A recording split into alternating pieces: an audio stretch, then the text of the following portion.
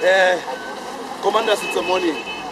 Commanders uPhumlani wakwaDladla, uconvener we-Far East sub-region under Ekurhuleni region. So Commanders, we are here to do a blitz.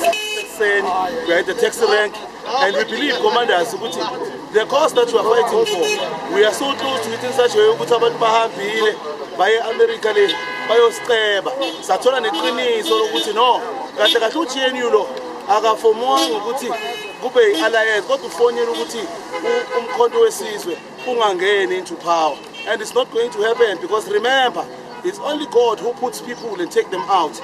So when God says it's our time, it's our time. We do not care who says what, where, whenever.